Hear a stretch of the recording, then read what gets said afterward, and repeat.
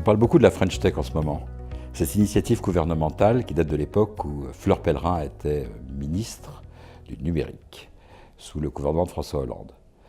Cette initiative, la French Tech, avait pour but, et a pour but, de mettre en avant et en relief les entreprises françaises qui travaillent dans le domaine des technologies, toutes ces startups dont on parle beaucoup et qui font la une des journaux fréquemment lorsqu'elles font des grandes levées de fonds ou lorsqu'elles ont un grand succès international. Alors, il est bon temps en ce moment de critiquer cette initiative. On la critique pourquoi? Il y a eu par exemple au CES de Las Vegas, qui est le plus grand salon des technologies au monde, plus de 289 startups françaises qui ont été représentées sous l'étiquette de la French Tech. Et alors là, tout le monde est en train de se poser des grandes questions. Il y a beaucoup trop de startups. Qu'est-ce que c'est que cette mode des startups? Et puis, qu'est-ce qu'elles vont faire aux États-Unis? Après tout, la plupart d'entre elles ne survivront pas dans 2 ou 3 ans. Ou elles vont là-bas, mais on ne parle d'elles qu'en France et elles n'intéressent pas les Américains. Bref, comme souvent en France, on critique quand ça commence à faire du volume.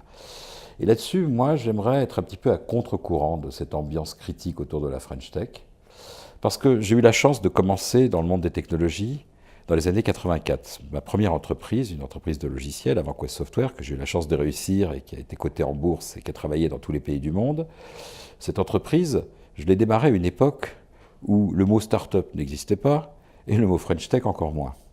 Et je me souviens encore, quand j'allais à l'ancêtre du CES de Las Vegas en 1989, puisque c'est les premières années, je vous parle d'un temps évidemment révolu, mais où il y avait déjà des entreprises qui essayaient de réussir, des entreprises françaises qui essayaient d'exporter leurs produits, eh bien, lorsque nous allions dans ces grands salons informatiques, il était très difficile d'exister en tant que Français.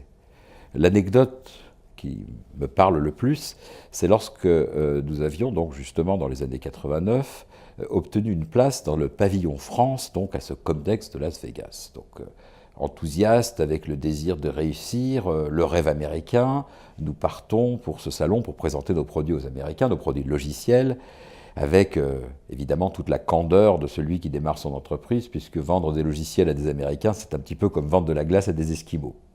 Et nous arrivons au Comdex, immense. Il faut imaginer des stands qui vont avoir 10 mètres de hauteur, avec des centaines et des centaines de mètres carrés, et nous cherchons le pavillon France.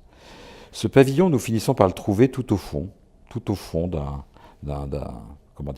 grand hall, un hall de gare immense, et nous voyons un tout petit carré, minuscule, dans lequel un monsieur fort sympathique, en 2 papillons, nous accueille. Il est un petit peu bedonnant, visiblement il ne connaît pas très bien la technologie, et nous montre notre place sur le stand.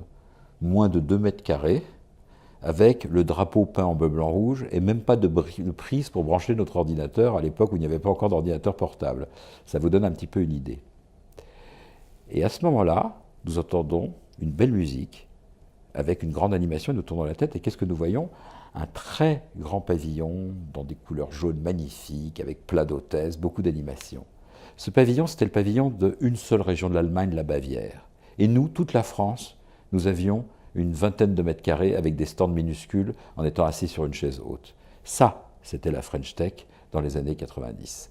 Si on se souvient de ça, comment ne pas se féliciter qu'aujourd'hui, même s'il y a des excès, même si la French Tech a invité trop d'entreprises, même si certaines des startups qui ont été aux États-Unis ou qui sont promues par la French Tech auront disparu pour la plupart d'entre elles dans 4 ou 5 ans, cette image qu'on donne de la France, d'un pays de technologie, je trouve que c'est très positif et qu'il faut s'en réjouir. Alors évidemment, il faut qu'on corrige tous les défauts de la French Tech. Il faut qu'il y ait une meilleure sélection d'entreprises.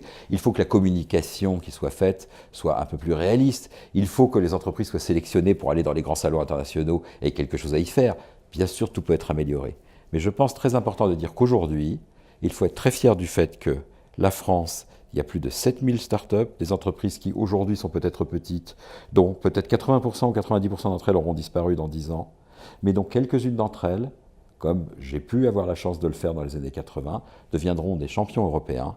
Et quand on a connu un monde dans lequel tout cela était inenvisageable, où la France de l'entrepreneuriat était inenvisageable, eh bien moi je ne peux que m'en réjouir. Et donc je pense qu'il faut qu'en tant que Français, nous perdions parfois un peu l'habitude de critiquer toujours ce qui marche. On ferait mieux de se battre pour faire marcher les choses qui ont des difficultés. Voilà, c'était un